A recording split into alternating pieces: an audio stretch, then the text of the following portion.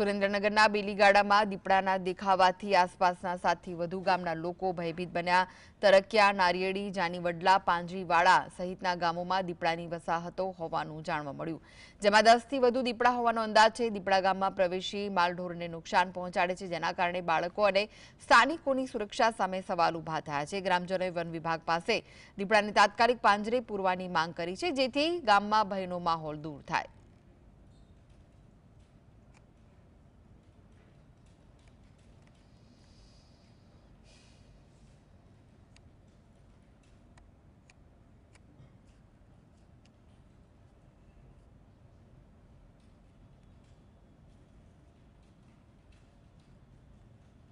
આપણે અહીંયા રાતે દીપડાની બહુ રાડ છે।